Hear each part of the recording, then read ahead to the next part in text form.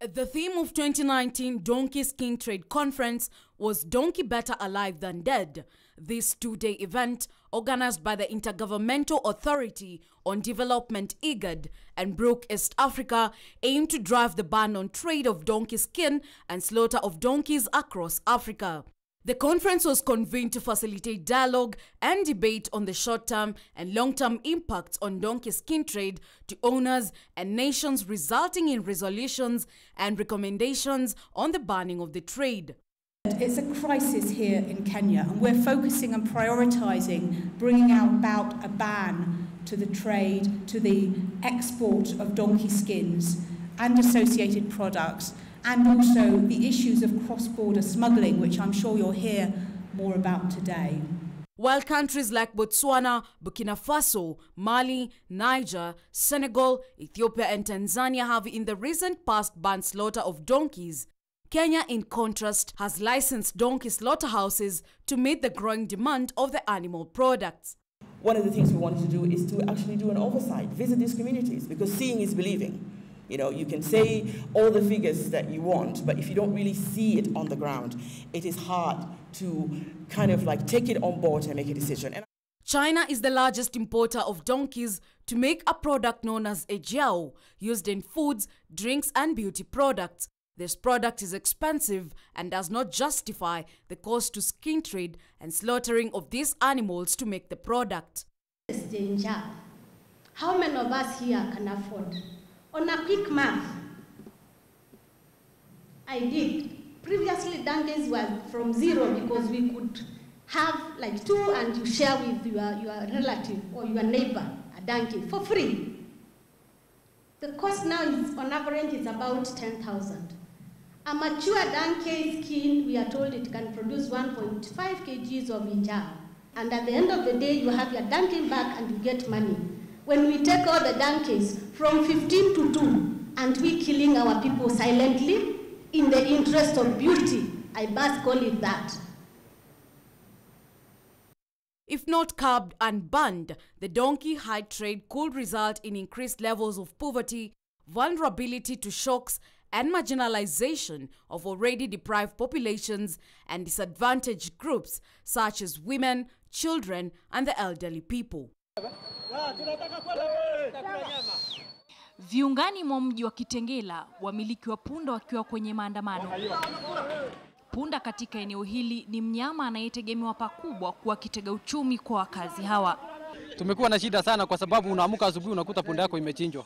Sasa kama hapa hii punda imechinjwa, kuna wakati nilitishiwa maisha na nikatandikwa vibaya sana na wajamaa wanafanya kazi ya ulinzi huko. Wameghadhabishwa na ongezeko la wizi na kuuawa kwa punda kadhaa usiku wa kuamkia leo, matukio ambayo sasa yamekuwa mazoea na sasa imewafika koni, ndiposa wanaandamana. Cha kutamausha ni kwamba punda hao wanapouawa, ngozi na masikio tu ndizo sehemu ambazo hunyofolewa. Kunani? Sasa tunataka tujue kama kuna biashara inaendelea hizi ngozi ama kunaenda namna gani. Unakuta kwa siku mtu anapata 2,500, kwa hivyo inadhulumu biashara na pia ni hatari kwa afya ya wananchi. Makumi wamiliki wanaotumia punda kusambaza maji kwa wakazi wakiwa wamebebana na mabaki ya punda hao walifuliliza hadi kituo cha polisi cha Kitengela wakitaka jibu. Punda wasiopungua 20 wanadaiwa kuchinjwa kwa kipindi cha majuma mawili. Inaonekana ni mawashman wamefanya hiyo kazi, wenye wanalida kwa Leboshato. Na tunawaona mahali imechinjwa, tunaona imerushwa, tumeona, na tunataka, na walikuwa wamesema bereni kwamba itachinjwa. Au masoja wenye huwa wanalinda hapo, kila wakati nikienda hapo wanasema ati hizi punda zenu tutazichinja. Na bahati mzuri ama mbaya kweli nimezipata kama zimechinjiwa hapo. Biashara ya punda imedaiwa kunoga katika kaunti ya Kajiado, huku zaidi ya punda 500 wakisemekana kupotea kwa miaka 2 iliyopita. Kusambaa kwa nyama ya mnyama huyo vile sio jambo geni katika kaunti hiyo. My name is Philip Keitany and I will be the moderator of this conversation. As we mark this year's National Donkey Day, we will be discussing more on the welfare of the donkey in the society, and we are privileged to have 5 panelists, and 4 of them are men and 1 lady. And as they say, ladies first, I will start by introducing Miss Florence Ndeti, who is the director of the Catholic Diocese of Kikuyu. My other guest also is a gentleman called Samuel Kimeli, who is the CEO, Agency Cross-Border Pastoralist Development, APAD. Welcome to the show, Kimeli. My third guest will be Titus Sagala, Country Director, Send a Cow, Kenya. Last but not least, my second last guest is Elijah Mithigi, the Program Manager of Brook East Africa. Last but not least, we have Leonard Gishohi, the Chairman of Kikuyu Donkey Owners Association, who is joining the conversation. You can also join the conversation on our social media platforms with the hashtag National Donkey Day 2020. Let me start this conversation by also allowing my guests to introduce themselves before we delve into the real conversation. And I will start with you, Florence. Just tell us a little bit about who Florence is and what you do, and what your organization also do. Okay, thank you.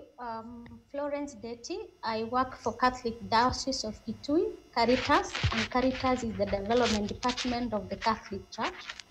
And we focus on issues of social justice across the communities that we work with. Currently, we are working in Kikuyu and Makueni counties, and our work revolves around 5 thematic areas: sustainable livelihoods, environment and climate, humanitarian and disaster response, governance and advocacy, and institutional development. Okay. Director Caritas. Okay, thank you, Florence. I see you have some technical issues. Maybe I'll get back to you.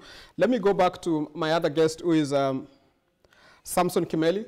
Kimeli, please introduce yourself and tell us a little bit about yourself and what your organization do. Thank you very much, Philip. My name is Samson Kimeli. I work for the Agency for Cross-Border Pastoralist Development. The acronym is APAD. APAD is a national NGO.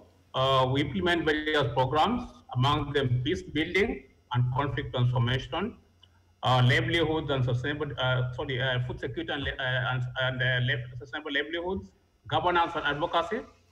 And actually, the Donkey Welfare Project falls under the livelihood thematic focus. Okay, thank you very much, Kimeli. And also across the border in Moroto, Kotido, and Kabong, Uganda. Okay, thank you very much.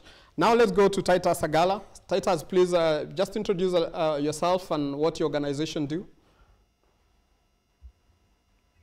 Thank you, Philip. My name is Titus Sagala. I'm the country director for Send a Cow, Kenya. Send a Cow is an international non-governmental organization that works in 6 African countries, including Kenya, Uganda, Burundi, Rwanda, Ethiopia, and Zambia. We actually have 3 thematic areas. We work with farmers, 100% smallholder farmers.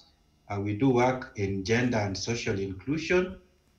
We have work under the farm systems. We also support farmers to do business development. Thank you very much, Titus. Let's now go to Leonard Gishuho. Welcome to the show, Leonard. Please tell us a little bit about yourself and what you do.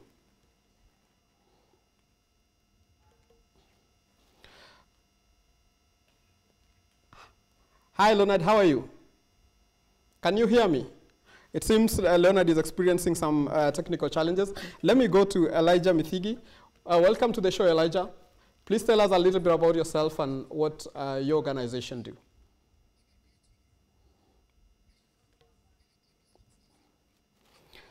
Elijah, can you hear me? Thank you very much, Philip. Okay. I'm Elijah. Yes, I can hear you. Thank you very much, Philip, for having us this evening. I'm Elijah Midigi, Program Manager for Brook East Africa. Now, Brook is an animal welfare charity which focuses on improving welfare of equines, and in particular, like in our case, donkeys. And we work with partners, as you can see, across 5 countries in East Africa. We are in Kenya, we are in Tanzania, we are in South Sudan, parts of Uganda, and also Somalia. Okay, thank you very much. Elijah. Let me go back to Leonard. I don't know whether you can hear me. Leonard, can you hear me? It seems Leonard still having technical challenges. Let's just delve into this conversation. And I would like to start with you, Elijah. Since you are the drivers of this conversation and your organization has been doing a lot in trying to protect the donkey. Why is it important to have a National Donkey Day? No, thanks. And this day goes back to 2006 when we had the first National Donkey Day. And this day is just special day to remember the work that donkeys deliver for our communities and for the livelihoods of our communities. And it's a very resilient animal. And so as we normally hear about donkeys being called beasts of burden, a narrative that we are changing, it's then important for us to remember at least every day, I mean, once every year, a day to set aside, give the donkeys a rest, just appreciate the role that they have been doing for generations to our economy and to our society as well. So that is the purpose, that is the genesis of National Donkey Day. Okay, let me stay with you a little bit. When you started this push to fight for the rights of the donkey, how did the population receive you out there? Was it, were you received well, or how was it? How was the reception?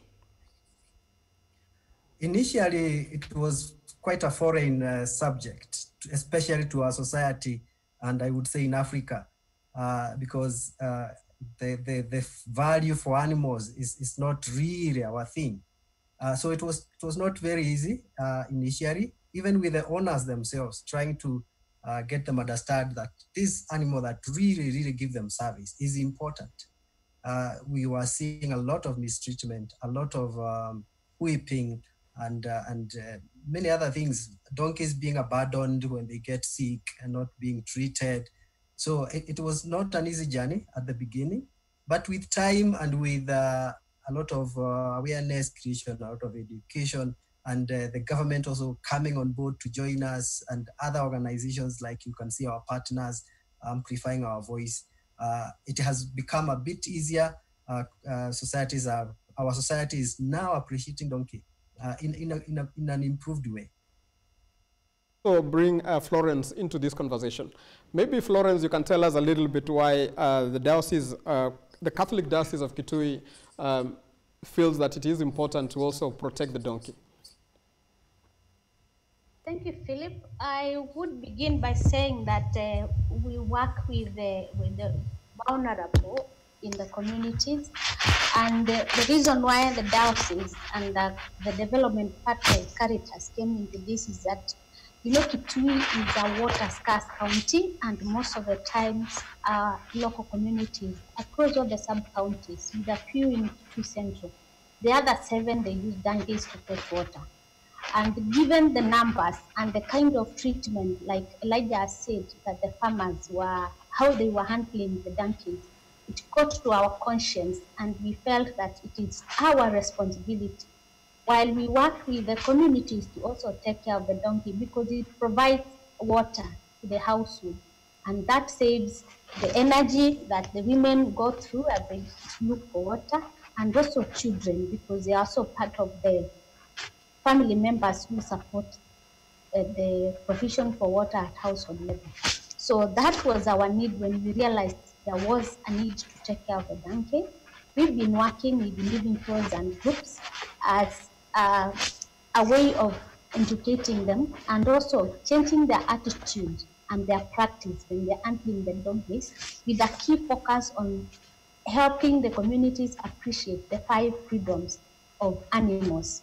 And we have seen a lot of success over the years. Okay. Talking about changing the attitude, how has it been, how has the attitude changed, especially for the community that you've been working with, especially towards the donkey? Initially, I must say that people were just using the donkey like not very important anymore. One, there was a lot of overworking. donkeys working for long hours. Donkeys, of course, they walk for long distances, especially during the dry spell between July and September. And in those cases, we see the youths, the women, the children just whipping the donkeys seriously. Again, we also realize that the way we harness the donkey to make sure that it takes the 4-pack jelly cans, 20-liter jelly cans, they were not taking care. So most of the donkeys had wounds, and those wounds were not being taken care of. And then we had to bring in the issues on how important is the donkey, and to emphasize that the donkeys also need the attention of vets, so that when they are sick, they can be treated. When they have wounds, they need to be taken care of. If it is workload, they need to be given a workload that they can manage. And finally, about feeding. Our practice was that once you work with the donkey, you let it run overnight or room up overnight so that it can find pasture for itself. Been able to change the attitude now that farmers who own donkeys or use donkeys, they are just feeding them like another livestock. If you have a long day working, they are keeping for them to take overnight, which those are the attitudes that we've been able to influence, and we've seen a lot of positive move. Even those who use the donkeys on cats, they have been able to ask us to do cats that are friendly to the donkey, that will not injure the neck, the area around the neck.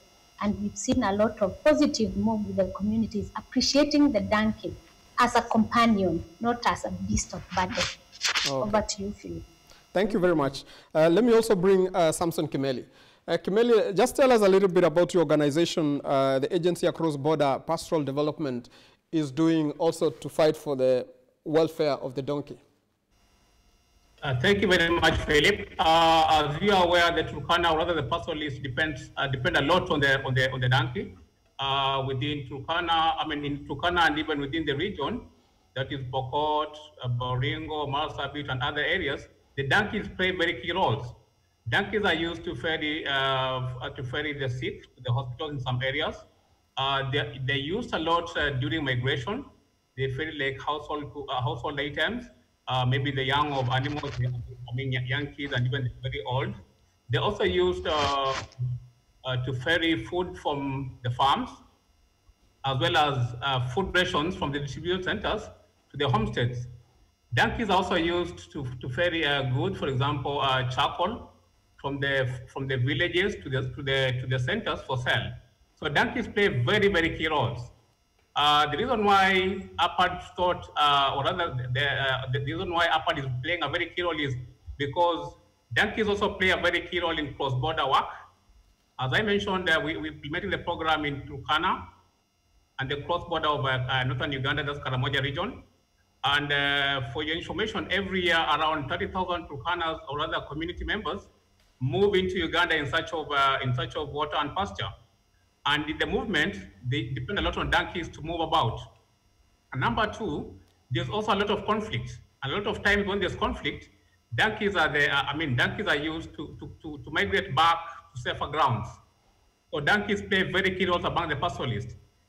During the dry season, the donkeys do ferry water especially for those who remain within the homesteads, as well as maybe the young ones of livestock who are not, especially the small stock, who are not able to move to maybe further areas in search of water and pasture. So donkeys play very, very key roles. Maybe it's also important to mention that the Turkana do eat donkeys, but of course it's traditional. So it is 1-2 donkeys once in a while. And the reason why there was this campaign on the slaughter is because at some point there was commercialization of the donkey. But generally, donkeys play a very important role for the pastoralists. Okay, thank you very much, Samson. Let me go to Titus. Titus, you are the director of Send a Cow Kenya. I'm trying to understand where the cows and the donkeys come into your organization. How did the donkeys come into your organization now that you are sending cows? Thank you very much, Philip. First of all, Send a Cow is called Send a Cow because of the origins. It started by sending cows there are British farmers who sent cows to Uganda that was experiencing, they were just coming out of the war around 1988. So as a contribution towards the livelihoods of the people in Uganda, they took cows from their own herds and sent them to Uganda. But as they did that, there was learning that just sending cows from the UK to Uganda may not have been a very smart way to continue doing that. So it changed into a livelihood program where we are no longer sending cows. What we do is a livelihood program that works with farmers. As I had indicated, our vision is to see a thriving, a confident and thriving rural Africa. So that you cannot do through sending cows alone, but it can be part of it.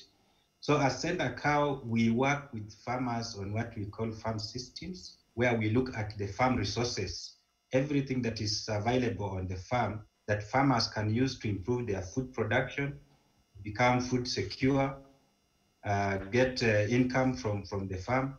So as you look at the farm, the donkey is very much part of a farm resource. Send a Cow, we work in western, the counties, mainly of Bungoma, in the Mount Elgon area, and Homa Bay. When you look at these areas, you will find that Mount Elgon is almost the breadbasket of this area, where there are lots of onions, potatoes, all farm products that come from. And when you look at the terrain, where these farms are, it's only donkeys that can go up those mountains and get the food onto the markets in Chwele and so on. The same with Homa Bay, you will find that donkeys play a very big role there when it comes to fetching water, transportation, and so on. So as Send a Cow, we are really looking at the livelihoods of people and what the people have that they can use for production, which includes the donkey. And then you realize the donkey, because they have always said their attitudes towards it as a beast of burden, many people have not looked at it as a productive asset. So we want its welfare to be improved so as to help the livelihoods of the people. Thank you very much, Titus. Let me go back to Elijah.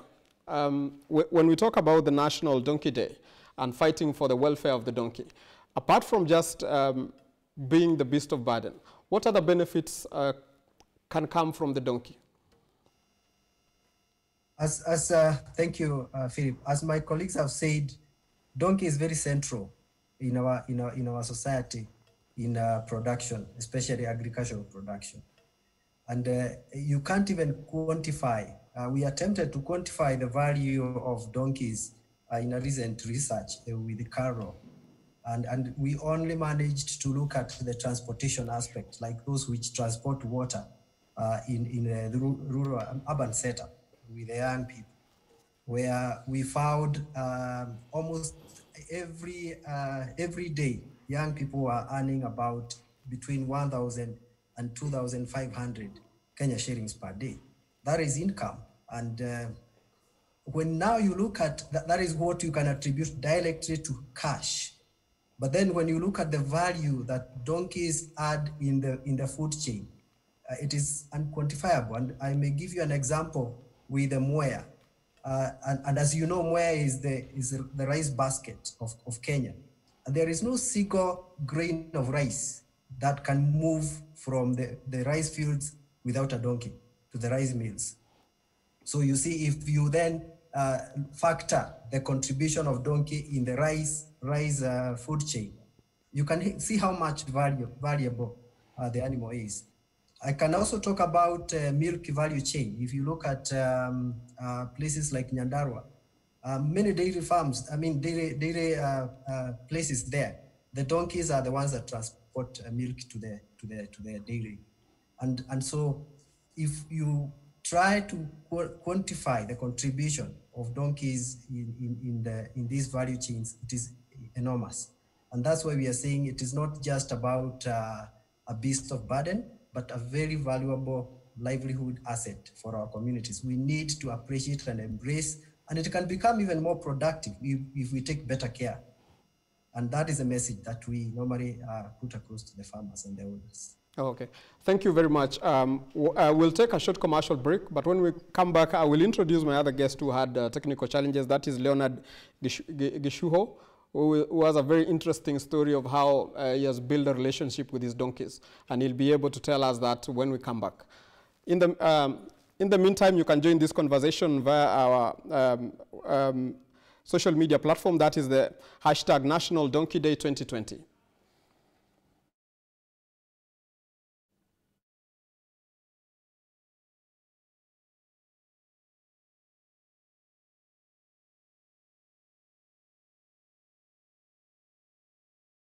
As we mark the National Donkey Day, we take a look at how donkeys have the ability to elevate the socio-economic standards of their owners and community in general. Join Philip Keitany with our panel of experts as they discuss this year's theme, Donkey Power for Resilient Livelihoods. Follow the discussion on all our social media platforms.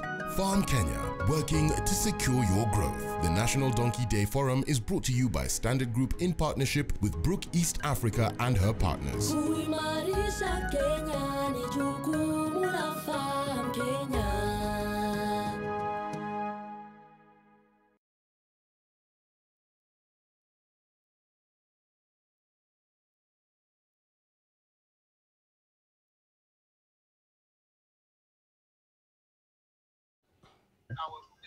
Oh, Nani, Leonard. Leonard, can you hear me? Yes. Yes, I can hear you. Okay, welcome to the show. Yes. I will introduce you after the break, and then you will tell us a little bit of what you've been able to do and the relationship you've been able to build with your donkeys. Okay, that's fine. Okay. Yes, it's okay. It's okay. Oh, okay.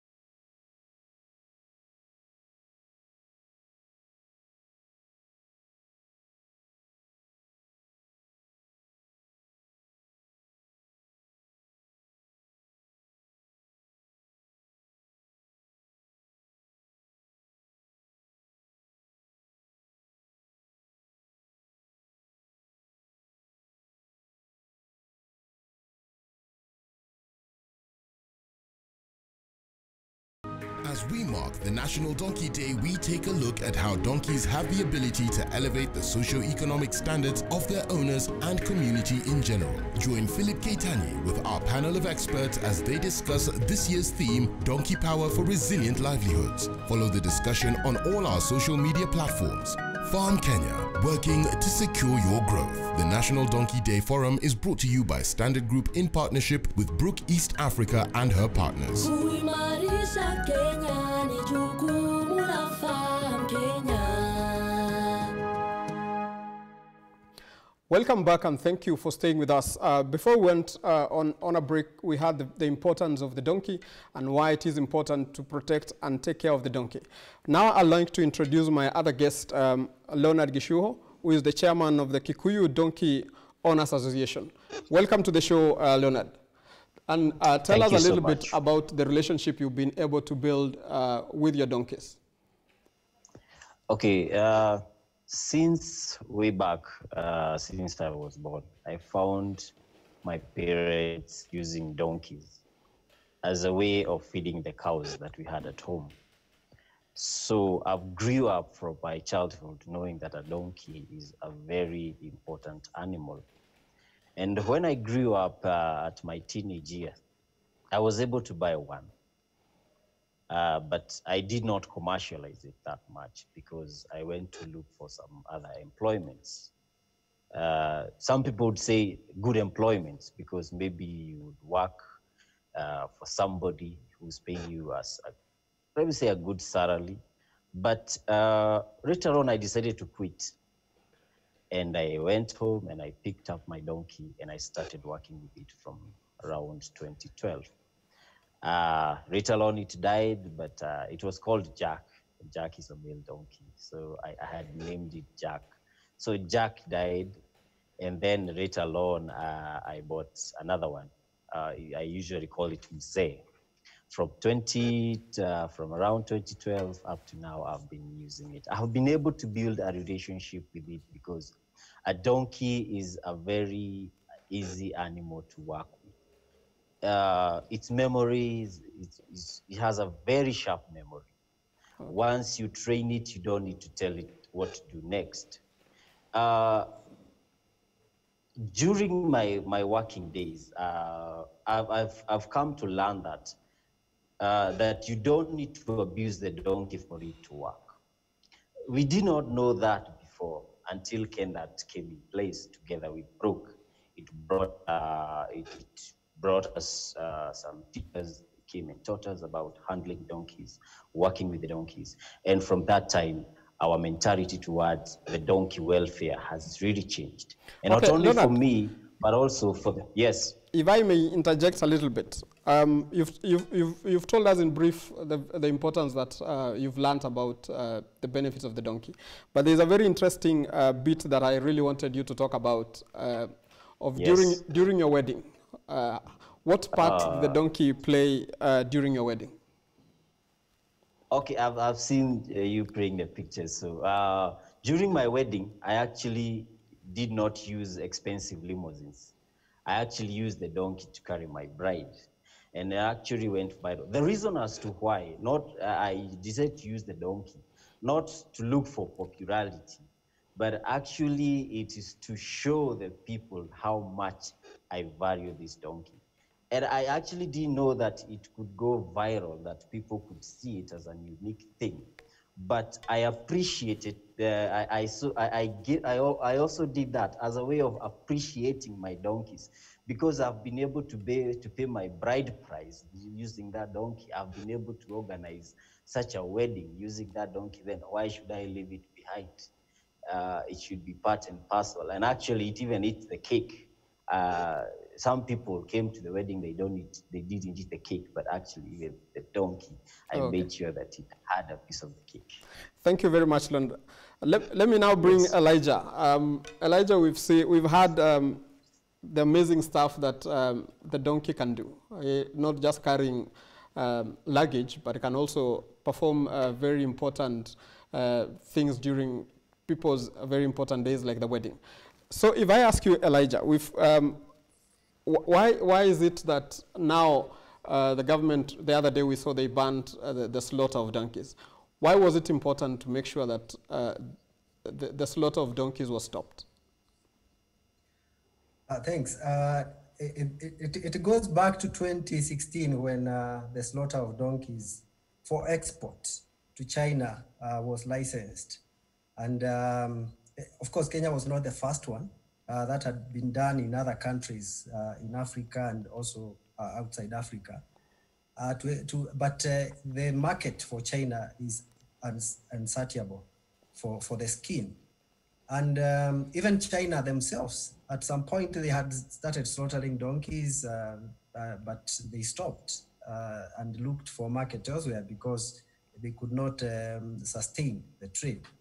And so when the trade came to Kenya, it was a big threat for the donkeys, for the species to existence, but also for livelihoods of the owners that use the donkeys.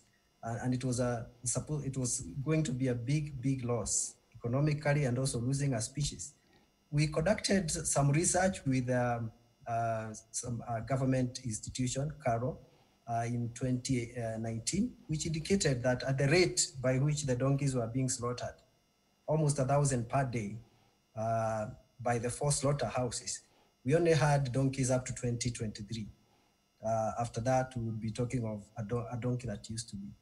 And so we have really engaged with the government together with our partners and other stakeholders on the sustainability of that trade. And thankfully, the CAs, the current CAs, we had very good conversations, and the ban was effected. So it is for preservation of the species, but also for preservation of the livelihoods of the owners. Okay. It was very then important for that decision to be made, and we celebrate. Let me also bring Florence a little bit. She had talked about the importance of the donkey to the community. And I want to go back there, Florence, especially how important is a donkey, especially to a family that has, that has girls in the family? Thank you, Philip. I would say that the donkey is very important because I'll still make reference to distances that people go through. In such a case, if we, in a household that has a donkey, they fetch water on a pack of 4 20-liter jerrycans. And without a donkey, the same family would require like 4 trips to the same water point. That means that either the girls get late in those water points as they make those trips, and other dangers. And based on some cases that we've recorded, that such long distances and late hours to the water points exposes the girls to some behaviors. Sometimes they may do them not without consent, but because of conditions. I have some cases where girls walk to water points as early as 4 a.m. and they get late as 8 p.m. So in such cases, that exposes the girls into, one, a lot of workload. That takes away their free time, either to attend or to go to school, or even their free time to play like other children. And then the risks involved as they move late hours, long distances, they might be exposed to mingling with some boys, some elder men, and then we have cases of early pregnancy, some cases of defilement and rape, which is not good. So we value the donkey because it takes the workload that saves the time and the care for the girl child. Okay. Thank you very much. Samson, now that you work with a pastoralist, growing up, I used to see donkeys, and most of them used to have a lot of injuries, and I don't think they used to get any treatment. I don't know how you're educating the people you're working with on how to take care of the donkey and make sure that when a donkey is injured, it can be treated. Thank you very much, Philip. Of course, we're doing a lot of awareness, a lot of advocacy, just strengthening the committees on the welfare.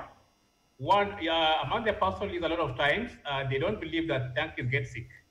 But with our continuous advocacy, then they've come to appreciate the donkey. And we're also linking them with other opportunities. For example, we have the community disease reporters. You are aware that some of these ASAL regions, we have very few vets to reach out to so many pastoralists who may require their services. So we have the trained community disease reporters who migrate to these communities. We link them we train them on the management of the donkey diseases. They are able to manage the diseases.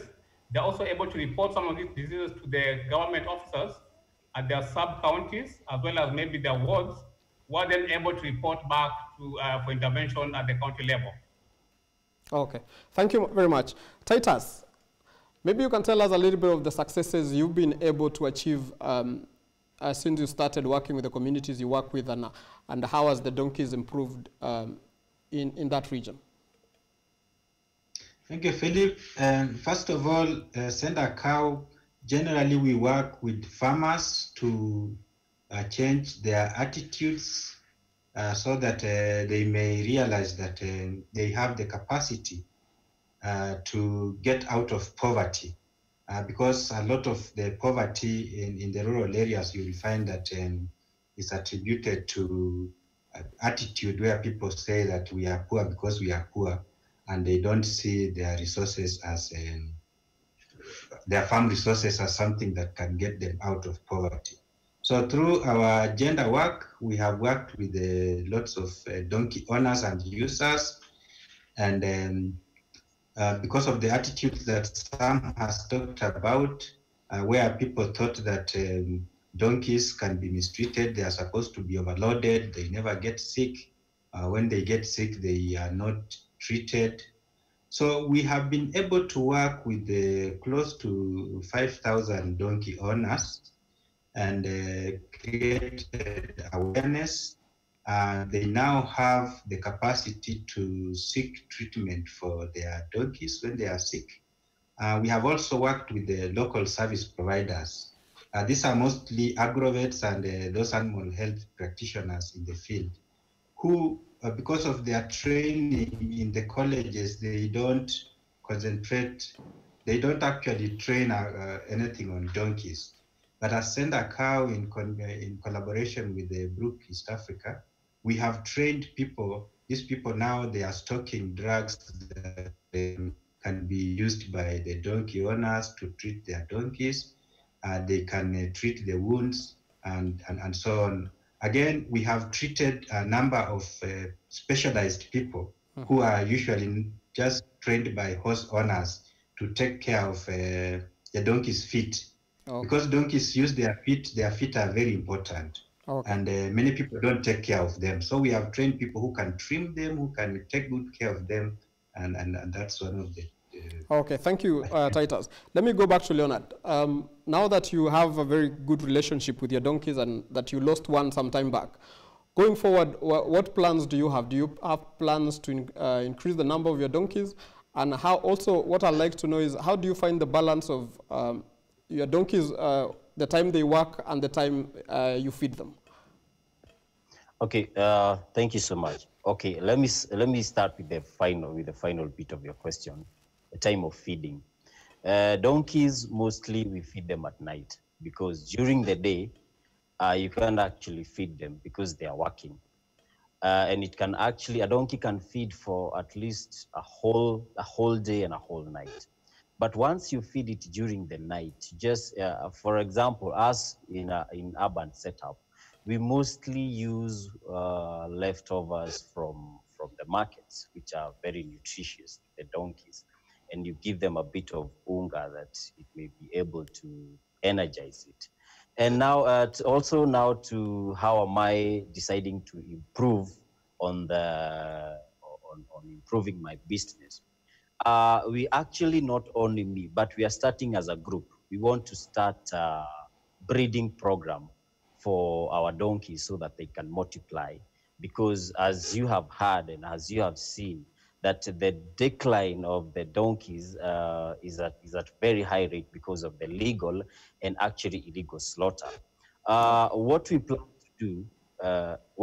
to do is that we want to buy male donkeys. We look for a place. We buy female donkeys. We keep them here because all we have in our organization, Kikuyu Donkey Owners Association, all the donkeys that we have are male. And in order for us to be able to reproduce very many donkeys, we need female. So we are actually looking for a place in partnership with Kendat so that we can be able to reproduce. So these donkeys will be able to work with them and also to sell and to make a bit of money, and even some of them to donate to those people who are not able actually to own donkeys because they were slaughtered in one way or another and they lost their livelihood. Oh, okay. Thank you very much, Leonard. I will take that also as your closing remarks. Let me go to Titus. Titus, I'd like to give you a few minutes for your closing remarks. We are running out of time. Thank you very much. I would like to tell Kenyans that the donkey is a very important animal. It was created by God, so biodiversity is very important. Many people look at donkey owners as poor people. Some think that they can be replaced by motorcycles, but we know that donkeys can do quite a lot of work. They go into areas that cannot be used by other means of transport. And we would want to urge all Kenyans to join us in celebrating this important animal and preventing theft and bush slaughter for these animals. Thank you very much. Florence, please in 1 minute give us your closing remarks. Thank you, Philip. I want to tell the listeners that it is a high time we appreciate the donkey, for it is even now contributing to the bigger agenda 4, especially on food security. The contribution of the donkey also to sustainable development goals. 1, which is no poverty. 2, no hunger. Goal 4, which is quality education and clean water. The donkey is contributing into this, so it is very important animal, and I urge all of us, donkey owners and users, to take care of the donkey and appreciate its work. Thank you. Okay. Samson, your closing remarks in less than a minute. Philip, with the effects of climate change, I would like to urge all Kenyans, let's take good care of the donkeys. We know donkeys play very key roles in building, in supporting community resilience, especially during the very dry months. So we would urge all Kenyans, let's take good care of our donkeys. Thank you very much. Elijah? For having us. I think even in the midst of COVID-19, we can see the importance and resilience of donkeys. So please, to everyone, to the society, let's take care of our donkeys, but also let's care for our animals at large. Let's be mindful that animals are also sentient. They have feelings. So let's care for the animals, because this is the responsibility that God gave us. Oh, okay. Thank you very much. Let me also say thank you very much to all of you for sparing some time to have this conversation. I'm very sure our viewers have really learned a lot, and that next time we'll have more time to have this conversation. For now, I'll say thank you. For our viewers back at home, I'll also say thank you very much for staying with KTN Farmers TV. And for those who have joined us late, we can still keep this conversation going using our social media platforms, using the hashtag National Donkey Day 2020. From us in studio, I want to say thank you very much. Until next time, goodbye.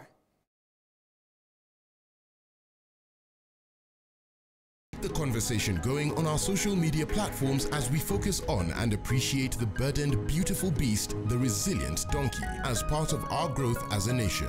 Farm Kenya, working to secure your growth. The National Donkey Day Forum is brought to you by Standard Group in partnership with Brook East Africa and her partners.